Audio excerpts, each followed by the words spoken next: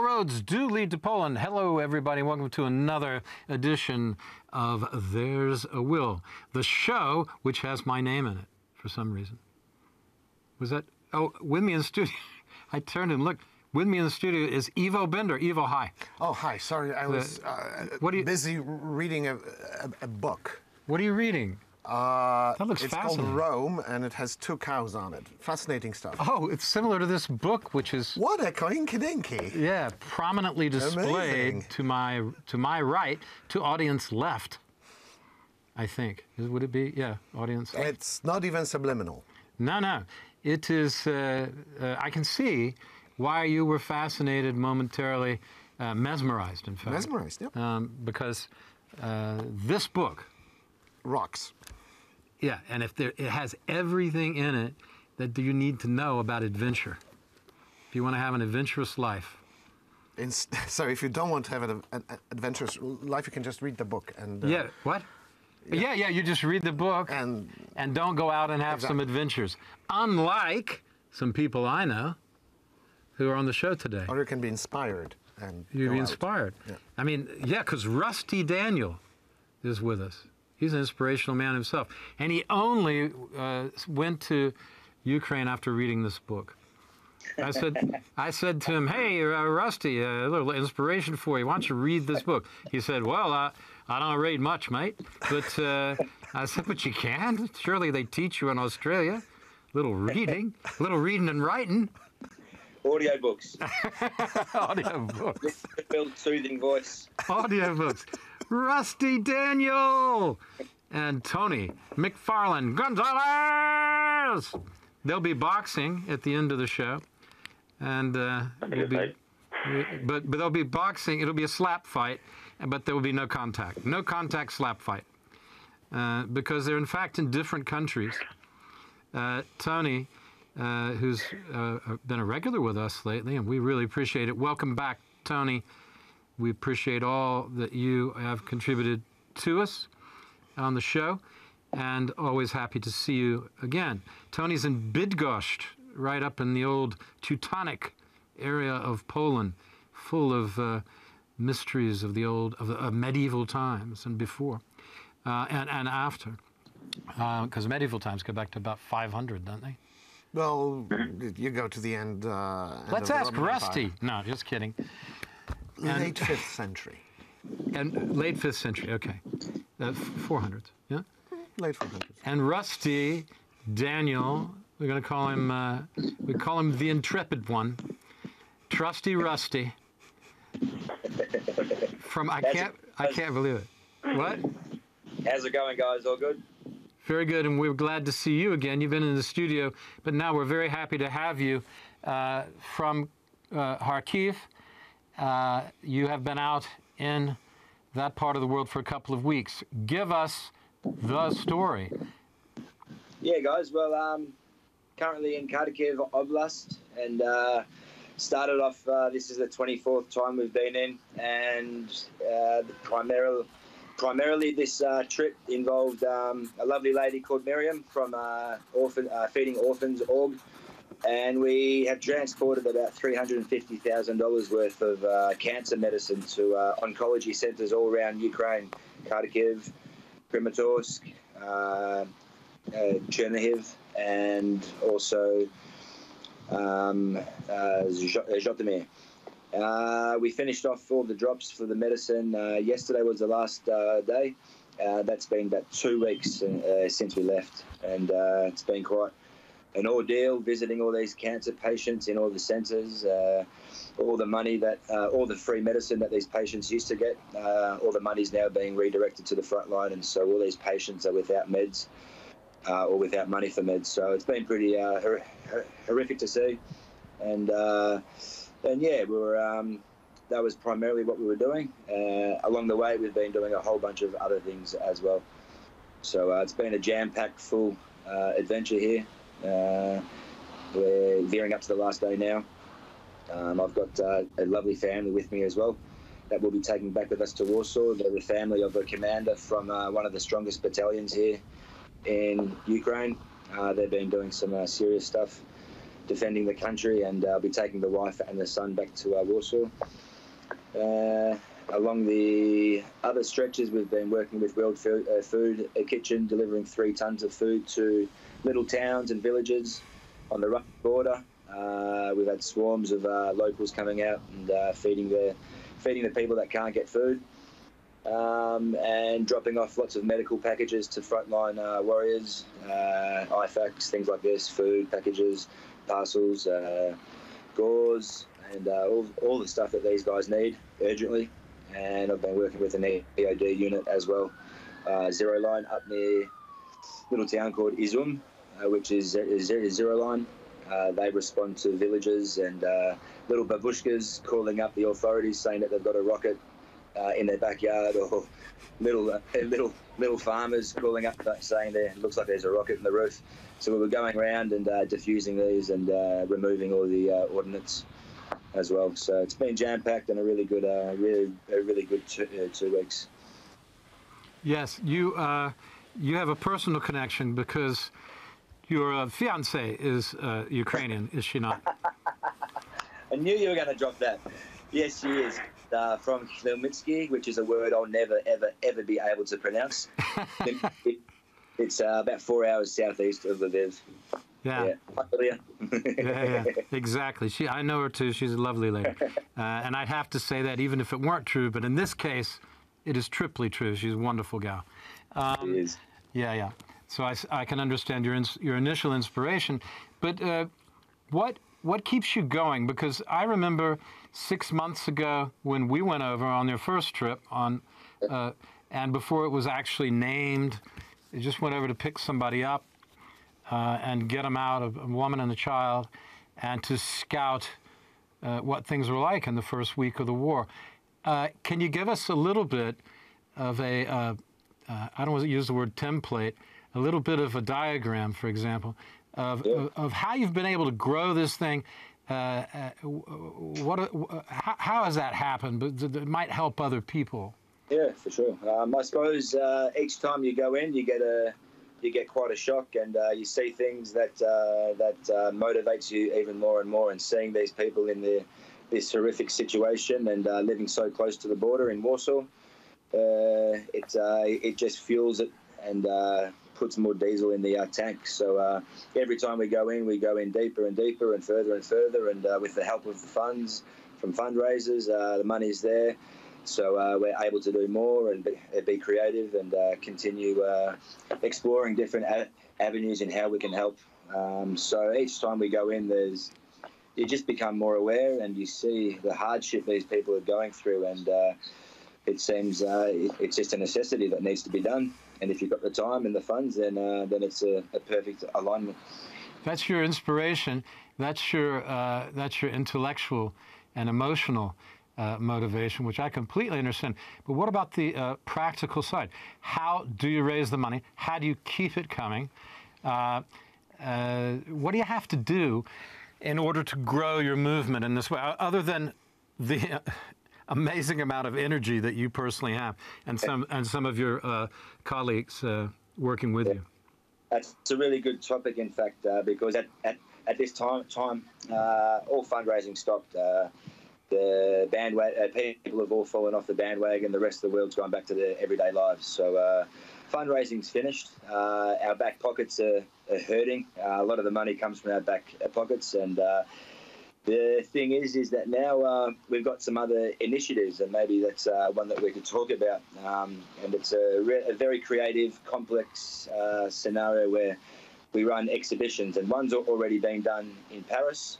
And it's organised through very well-to-do archaeological curators. And what they do is they gather donations of art from Ukrainian artists, and artists all through the Ukraine donate their paintings and sculptures and things that they've done, and they exhibit them in a roving exhibition around the EU. These exhibitions have been approved by the EU, the Ministers of Culture in various EU countries. They've got a lot of backing from numerous mayors in Ukraine. And to get the impacting side of things is we'll normally normally take a piece of shattered items, like a park bench that may have been subjected to shrapnel, or a playground or something, to be as a main feature, and we only act as a temporary custodian for that one piece. It's all legitimised and approved through the local mayors and the property directors. And at the end of the exhibition, the item that's been removed and lent to us is then returned to the city, and the cities normally make it a symbol for the city. And then the art pieces that are donated. So that becomes a piece of art itself, doesn't it? Well, it's more of a show. It's more of an impacting piece to really hit home amongst the people that are all around the world, to see the destruction that the invaders have done. It's more of a central hub to exhibit all the artwork that's been given by the Ukrainian artists, and all the artwork that is sold goes back to the artists. And the key is that all the donors, all the people that buy the art, chuck in a considerable amount more for the art pieces, and then what's ever made on top of that is then redonated back to the city that the item is taken from. And they either rebuild a playground there with those funds, or they redistribute to wherever it is that they need. And anything that's left over is then sent on to biomedical aid for people that need it. So it's another realm that we're exploring and going down. But it's a really incredible initiative. It's been done many a times, and there'll be one in Lublin next month. And we're trying to expedite some stuff to get there. But it's not an auction of destructive pieces whatsoever. The item that we do take, it's returned to the city, and all that's sold is the artwork that Ukrainian artists. My point was, I understand that. My point was that once you take these pieces, say it's a bench that's been destroyed in some way, part of it's knocked off, or there's, it's got bullet holes in it. When you do that, I mean, we know this kind of thing from Warsaw, where a lot of the buildings still have, they're left in remembrance. They have bullet holes in them from the Second World War to remind people. Exactly. A lot of this is done on purpose. They're not covered on purpose. Yeah, so, absolutely. Right. So, so there is a precedent for this sort of thing. To have it as a memento. I just thought that it's interesting, because when you focus on an object in a different way from its ordinary use, it can become a work of art, especially through the symbolism. Yeah, it can be. Right? Absolutely. Like Van Gogh painted a chair. Yeah. It was just a chair, but it's a great chair. It's an unbelievable chair. So you're kind of doing the same thing. Yeah, and these things, these are items that we may gather. They're normally sent off to the trash anyway, so they're normally scrapped and never to be seen again. However, we might see something that may have some symbolic impact on people that go through an exhibition and be willing to see something like that. So normally it's just bunches of scrap that may have a symbolic view. No, it's a great idea to do this too, because there is, if you could say, there is emotional meaning in these pieces. Yeah, definitely. Especially when you translate them, when you remove them from their present context into another context. That transformation is important, I think, to give people some sense. You can look at this bench or whatever it is and say, gosh, that was there. Yeah. And it's the same when you look at those bullet holes in Warsaw, isn't it? Exactly. And a person could have, you can sort of visualize when you have this bullet-ridden bench, you can say, oh God, thank you that I was not sitting on this bench at this particular moment. So it really brings the horror of war right, it makes you think and realize it could have been me. Opens up the empathy highway, absolutely. If you could. Yeah. So it's fascinating stuff. Now, whose idea was this, Rusty, to do this exhibition? It was done last month, and it was done by a famous Azerbaijan artist, and then they hooked up with an archaeological curator in Lublin. He's Polish. I can't remember his name. Sorry, but there's a group that I'm working with. They're called the Guardians of Ukraine. They're a fantastic organisation. They're an NGO, and they're the ones that I'm working with in conjunction to try and get this up and running. So there's a few people involved, and they've got a lot of pull. They've got a lot of very artists. If you find out the name of this curator, I'll get in touch with him. Okay, and we'll see if we can't get him on. Or perhaps when I'm on the road in that area, I'll speak to him. Okay, I can go to him now because I think this is important, and thank you for bringing it up. Now let's move on a little bit from that worthy project and your explanation of it, and your participation in it, to what's going on in your daily life over there. How dangerous is it? And what you're feeling about the war situation, being out there on the front line. So Kharkiv's pretty bad at the moment. We've been in Kharkiv for, I'd say, about 7 days. Every night there's continual shelling. Not last night, the night before, there was we heard 8 missile strikes. It would have been within 4 or 5 kilometres of where we were staying. 3 days ago was the Selvitka shelling, and that's only 3 kilometres from where I was staying, and it was horrendous. They struck a complex of 3 buildings where innocent deaf people, families were living, and we arrived there at about 8 o'clock, 9 o'clock in the morning to have a little look and see if there was something we could do, and ended up removing numerous bodies, rubble. All the emergency services were there, and it was a horrific sight. We spent three days there helping these guys, and then we managed to get in touch with the victims' organisation here, and we located all the survivors, and we managed to get in touch with a few teams and provide food for the 120 survivors, and organise meds for them, because there's nothing here set up for them. Kharkiv's chaos. There's no teams, there's no NGOs, there's no charities, it's just little people, little fish, just helping out here and there, and there was a lot of need for a lot of help here, especially with this building. Every night we got curfew at 10 p.m. Sirens are going off every day. Shots are going off. Strangely, you drive around at night and you might hear a shot. It's quite strange, but yeah, people are living in quite fear here. Today's Kharkiv Day, so it's one day before Independence Day, and there's a lot of hype here, and a lot of people leaving the city, getting out. There's a lot of talk about Kharkiv being targeted in a whole much more savage way today. Hence why we're on the way out as well after the show. It's 2 days of target time for the Russians. That's the problem, right? If they want to disrupt what's going on where you are. So, wow. So you're there. There's not many people there doing what you're doing. There's not many, not many at all. And no well-established mobs, no. Yeah, I suppose this is probably true quite a ways along the front, isn't it? All the way down.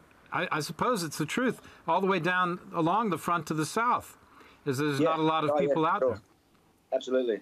Yeah, over on the east and the fronts, there's not many big mobs laying a finger here. You primarily got a lot of group chats, a lot of Telegram chats and Signal chats with professional fellas that have got really well-to-do and reputable teams on the ground with a lot of intelligence, and people like that are doing a hell of a lot here. So but you don't see any big organisations stepping in. They all tend to hover in the background. Yeah, it's dangerous. So it's left to the sort of solo or smaller operators like yourself. Tony, have you a question? Being involved in this sort of thing yourself, providing aid of the medical kind particularly. You got a question for Rusty before we go with this half? Yeah, hey, Rusty, have you seen any of the amputees or any critical mass personnel that are non-ambulatory that need extreme help to move out of the city? Because we've been having a lot of squawk over the intelligence community, and they have a lot of plea for help, but there's nobody that was willing to get in there. We have teams that are willing to go. We need to know the exact locations so we can get them to a safe RP. Absolutely. I get calls all the time. We get requests quite regularly. Oh, there go the sirens again. Yeah, we do. However, they're quite jaded, and by the time you do get an exact location, it tends to fall off the radar for some reason.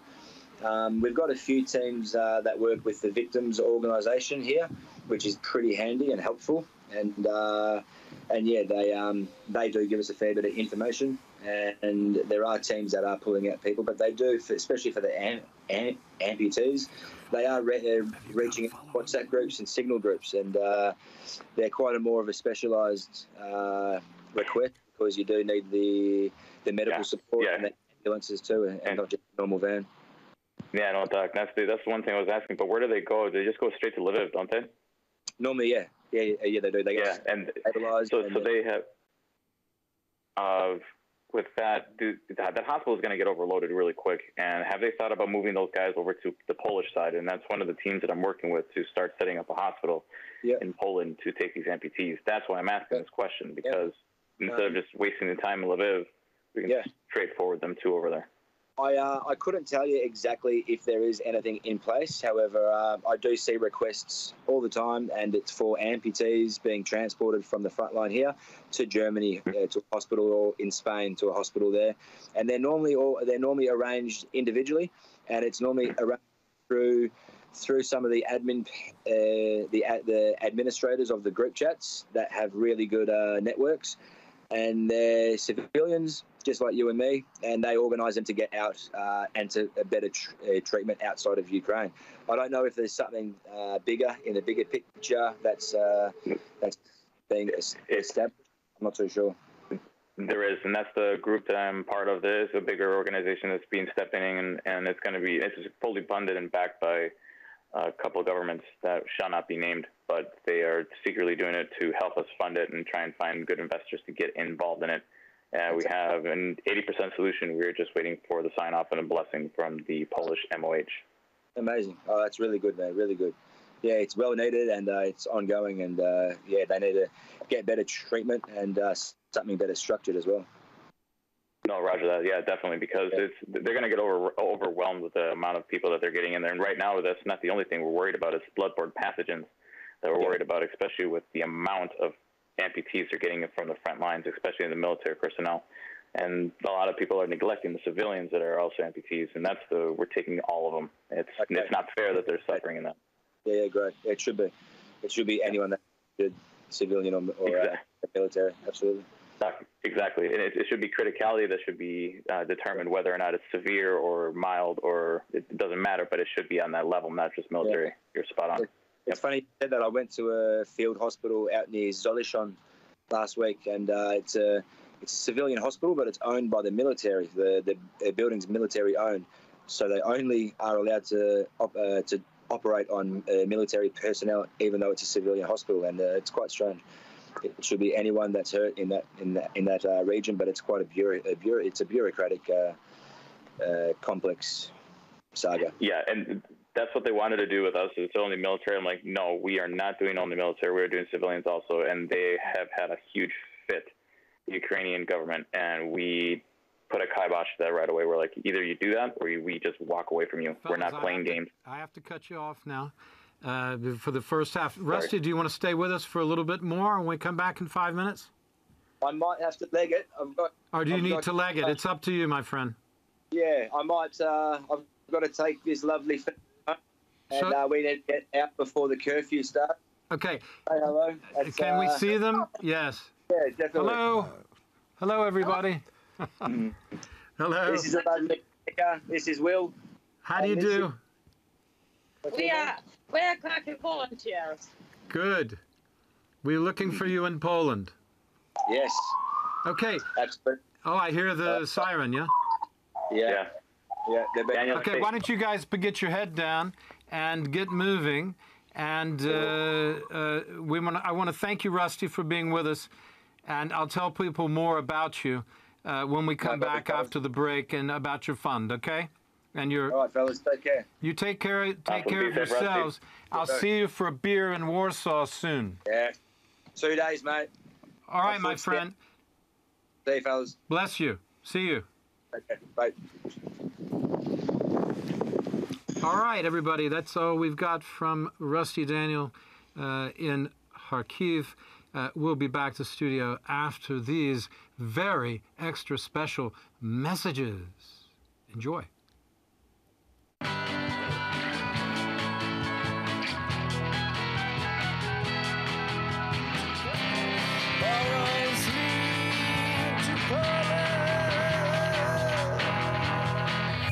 Hello, everybody, and welcome back. I hope you enjoyed those scintillating messages, the only kind of messages we like to show here. And I hope you enjoyed that, everybody enjoyed that conversation, or mostly a report, I would say, from Rusty. It was intense, you know, and Daniel Russell, yeah.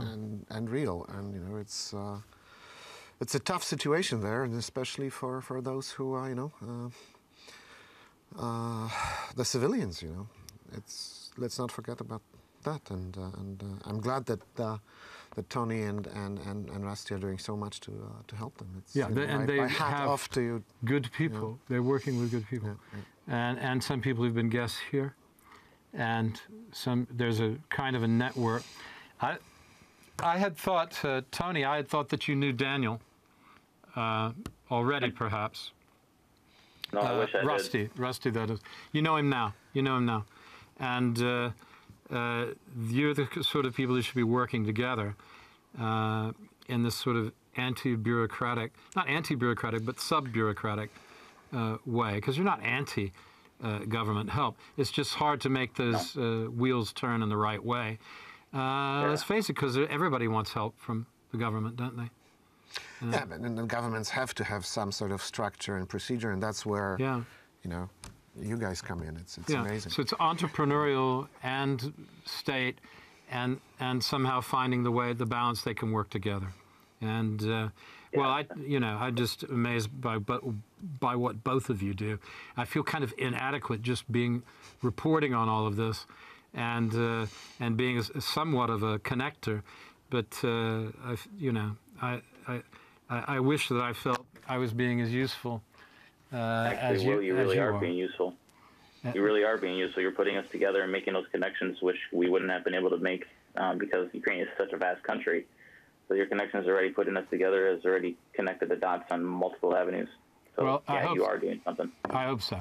That's good to hear that, and I'll sleep a little better knowing that, because I do think about this all the time. This is for those of us who live in this part of the world, but also those of us who are students of history. You know, that's like me and Ivo for sure. The surprising, the astonishing relevance of what is happening in Ukraine to the history of this part of the world is beyond escape, isn't it? Well, I mean, we you know, history is happening in front of our very eyes, and who knows which way it will turn out in the end. You know? Yeah, you know what I was exactly. It's one of those moments. We don't know. Tectonic plates are moving. We don't know, and often these plates. This is a fault line. I mean, not to use a cliche, but there is. We can call this particularly the area of eastern Poland, what is now eastern Poland, which used to be central Poland before. If we go back, even before, in the interwar period for 20 years, but also before that, going back to the 18th century and earlier. Poland's heyday, of course, the 15 and 1600s. Absolutely. Well, the 1500s, Poland was touching 3 seas. It was preeminent. Baltic, Adriatic, and Black Sea. There was a time when, when the Polish-Lithuanian Commonwealth was the largest country in Europe. But, it was the powerhouse country. But it's a long time ago. But it's late Renaissance, or the second half of the Renaissance, we can say. Yeah, 16th century. Shakespeare time. Exactly.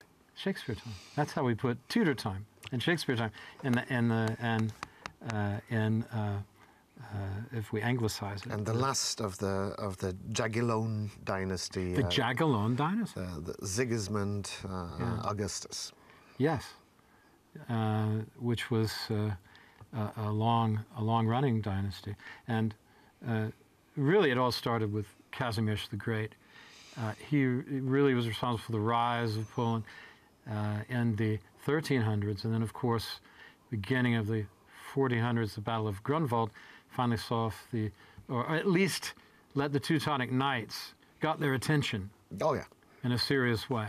Yeah, that they weren't just going to run amok and do what they wanted to do. That basically laid the groundwork for this expansion of, you know, and also secured the Polish economy because, you know, if you did not have an outlet for all the grain that was, by the way, to a great extent grown in Ukraine, so nothing changes. Yeah, nothing changed. That was being exported to Holland, you know. So it's amazing. The Hanseatic ports. The grain trade along the Nerev, the Bug, the Vistula, the other rivers feeding into it. And you go around to all these towns, as I do. I go around to follow these rivers and go to the small towns. There is nothing but ancient history there, or medieval history. And, you know, there's this... and grain is at the center of it. And French historians coined this term, longue durée, things that, you know, historical processes or phenomena that you know span centuries or millennia, and you know in a sense you are you know prisoner of your geography. You know, yeah, well, this is Arnold Toynbee as well. Challenge and response to your environment, but and certainly that's been the case with Poland, which has, and Ukraine too. To some extent, both of them, such providers of food, and people who are busy fighting all the time don't necessarily have time to produce food. So remember the Vikings coming down to get some food, weren't they? Well, and that's how that's in the 1600s. Well, you know, that's when actually that was the 9th century when they came down to. I was talking about the Swedes, actually. Yeah, okay, yeah, those post-Vikings, yeah. We call them post-Vikings. 1655 invasion of Poland, but actually, you know, let us not forget that actually that is one of the reasons why both Ukraine and Russia are sort of torn between the East and the West, because they were, in a sense, founded as a country by literally Vikings, right? The name Rus actually means, you know, rowers from Scandinavia, but they ruled over a amalgamation of Slavic tribes from the East Slavic language family. So the East met the West, Ukraine and then Russia were born from the same root, and again, nothing changes. There is a tremendous East-West tension in both countries. Yeah, and Ukraine is now pulling west, and Russia is now pulling east. And nowhere can you feel the Slavic, the tension between Slavic brothers over the centuries than in Eastern Poland. And in Belarus, to some extent in the Baltics, certainly the lower Baltics, and in Ukraine. And Ukraine and Poland and Belarus have often been in the middle of Russian and German or Prussian proclivities to invade and take over where you live. Austrians, pretty nice on the whole. Comparatively nice guys, not mass murderers. Yeah. You know, it's slightly more tame, shall we say. So, exactly. You don't have these stories of at least in the 19th century, they did not forbid Polish kids from speaking Polish at school, as opposed to Russians. Perhaps they're just less effective, but who knows? In terms of despotism, if we can use that term. Less effective despotism. Well, no, I think by design the Habsburgs were more decent than the Hohenzollerns or the Romanovs, you know. But. Yeah. Anyway, the whole point of talking about this is because we're still suffering from these ancient quarrels and wars and various waves of genocide amongst these groups, and there has been this potential. There's always been this potential in this area for large, stronger powers to come in and upset the apple cart, so to speak. Tony, there was a big event relative to, if we look at Russian strategy began with Ivan the Terrible deciding he was a Tsar, and the reason I talked about the Elizabethan times, or the 15th century, which was the heyday of Poland and Lithuania together, was because it shows that Russia's fairly new. Poland was older and a bigger power, and Russia was rather jealous to begin its expansion. Fairly new country, rather like the United States, in the sense of being a large imperial country. It's not the old country that they say, and that a guy like Dugin, Alexander Dugin, this advisor to Putin, has been saying, "Oh gosh, we're just ancient. God, we probably go back to the Egyptians, you know, this guy, and we just have so much right. We should probably own everything." Well, yeah, yeah, in a nutshell, you could say that's his point. Well, his point is that Russia is very unique. It's a civilization on itself, and it's basically a continent of itself. And yes, because it's so fantastic, it should actually have be an empire, or it has to be an empire, or it doesn't exist. And an empire should stretch from Vladivostok to Lisbon. To Lisbon, yeah. What do you think about that, there, Tony? From your reading, really right now? From your reading about Mr. Dugin and his advice to Mr. supposed advice. I mean, how important do you think he was to Putin's plan, or is it just a kind of a modus operandi, an intellectual modus operandi? I think he's a little bit of both. And honestly, to just talk about him, he was weird because they were targeting him, and he got out. And how did he know that he was? Who knows if he knew he was targeting? Who was targeting him? Whether it be a hit from Putin himself, or whether it be somebody that's against Putin that is working in the KGB, or whether it's an intergovernmental attack from inside his own organization. There's multiple avenues that could be approached here, because he has made a lot of enemies in his own government. And who knows? It also might be from an external source, from one of his BRIC partners. We have no idea. But the one thing that they did is they missed, because this guy is an advisor to Putin. How close of an advisor? Well, you could probably say the same thing that Rasputin was to the Romanovs. Well, I like the comparison, because he looks a bit like Rasputin, doesn't he? Yeah, he looks a little sickly, but yeah. And have you ever noticed, I always say, Rasputin Vistarcha. Oh, that's a very punny. One time of Putin is enough. Yeah. We don't need we had Rasputin back with the Romanovs. We didn't need Putin too. And yes, and Rasputin was unkillable. So his assassins really had to work hard to finally put him under ice. Prince Yusupov. Exactly. Indeed. Yeah. Well, I got to tell you a story about that. When I was one of my early jobs was teaching his. One of his, actually two of his... Amazing. They would have been his grand-nephews, I suppose. But I mean, I would argue that his position was not as strong as Rasputin, because Rasputin did have the ear of the Tsarina completely, and was extremely influential. Had, of course, I think that Dugin is more of a tool of Russian policy. I think he's the one...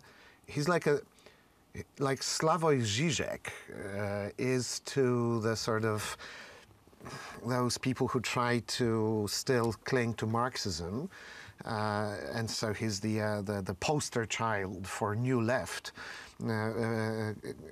Dugin was creating himself and being created as someone who can galvanize this sentimental pro-Russian conservative movements in the West. So he was selling a certain false image of Russia, and winking that at some conservative circles in the West that Russia should be considered the leader of the rebirth of conservatism and the grand enemy of the status quo under liberalism. But it is a tool to split societies. This is in the just West. Fascism. To simplify, It's sort of Franco-fascism.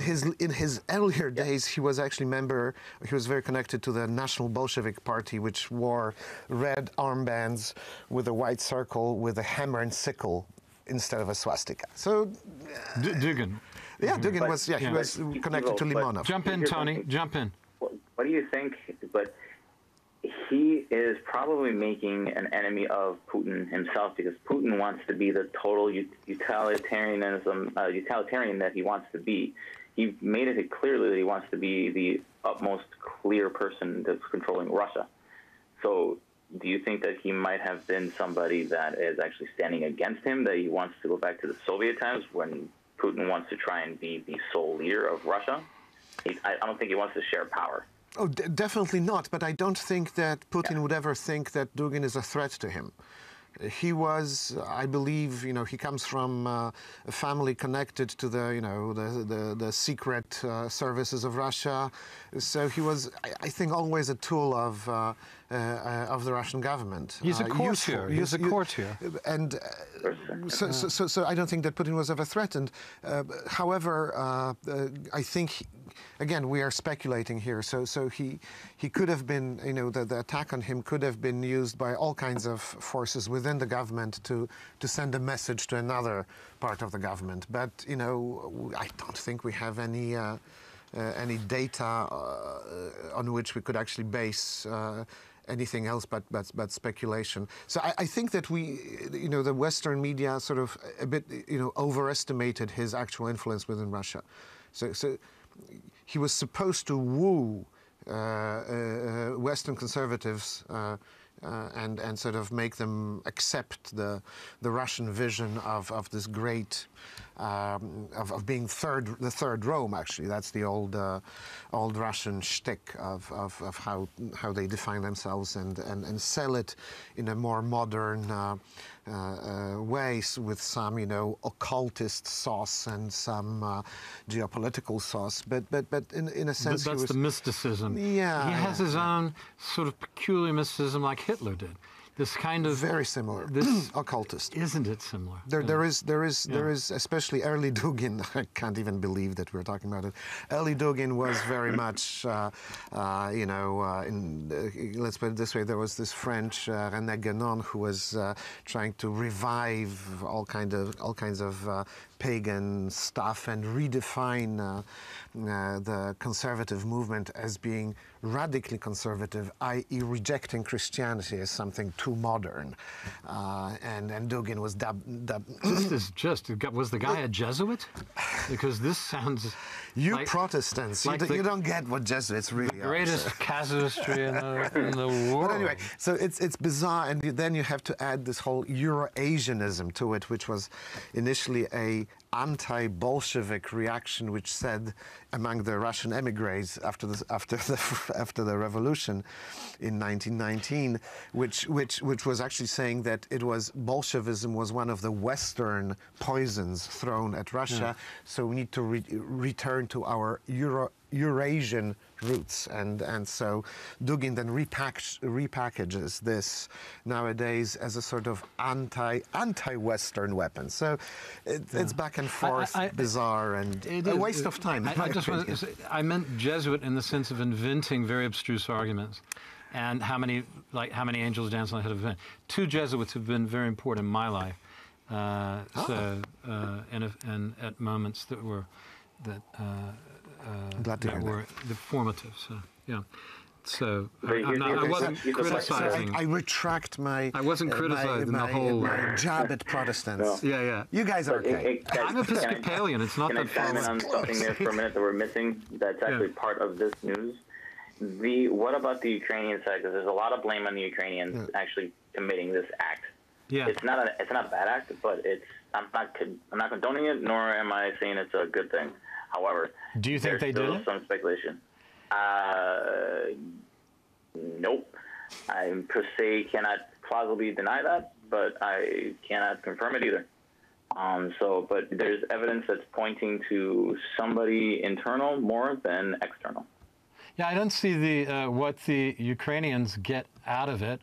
If you're going to knock someone off, and you're going to, because this was a surprise, aren't you going to get one of the people who's more effective in causing, causing harm on the ground? Are you going to knock out a general or somebody? Well, I mean, of course, it's war is a game of using your resources wisely, right? So to be very cynical, it would be a waste of resources to actually have an operation in Moscow using Ukraine's... And knock off this guy? Who is... I mean, he's not crucial to the war effort. But he's kind of a nutcase. No one really listens to the guy except as a curiosity. Well, let's put it this way. Vladimir Solovyov or, what's her name, Margarita Simonian, all these people are they are truly the mouthpieces of Kremlin propaganda. No, I think it would have been more effective to knock off Steven Seagal. But that's impossible. He has black belts in every martial art you can possibly imagine. This guy has black arts. I mean, So absolutely. this guy is effectively, what does it do to him? How much influence does he have, and what does it do to him that his daughter's been knocked off? Does it completely destroy him, or does he come back with some even more diabolical advice? And if he does Putin even care? It's a terrible tragedy for a father to lose a child. There's no question about that. We saw his pictures, looking terrified at the burning car. But the commentators were quick to notice and sorry to change the narrative so quickly that this great critic of the West and America was wearing New Balance sneakers. So there is some irony to that. Bourgeois corruption. He probably drinks Coca-Cola and plays tennis. We got to wrap this up. We're at the end of our time. It went that quick. Tony Gonzalez, Tony McFarlane Gonzalez, also known as Anthony, when he's in trouble with his wife. How's the bicycling going? How's the cycling going? Actually, quickly. I'm pretty sure David probably told you, but my wife won the World Championships, and I placed 11th overall. So she won the World Championships yesterday night in Triol. Yeah. The UCI Masters individual time trialing, and I placed 11th in my category. So great, Scott. Aren't you glad I asked? Cool. Yeah, no kidding. Buy this book. This is one of the greatest books. Amazon, freely available. I know it's great because I wrote it, and I'm not shy. Why should I be shy? It took me 4 years to write this. I got it completely free, but you should buy it. You got it completely free. Because now this is his payment for coming on the. It's his payment for coming on the show. Rome, freely available on Amazon at your local Amazon store online. And I want to thank you, Ivo Bender, my old friend, for being here. It's always a pleasure to sit with you in the studio because I always learn something. And likewise, Tony, it's good to have you on. It's been wonderful having you for over the last few weeks, and I'm learning from you too, and that's always a great thing for me.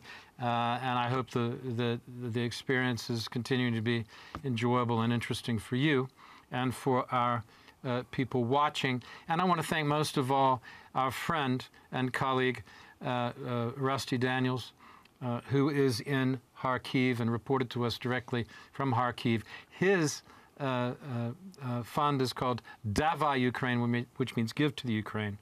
In the imperative form, it means give to the Ukraine, not please give to the Ukraine, because it is an emergency. Thank you, everyone, for watching. And may I say, you're looking well. Stay that way.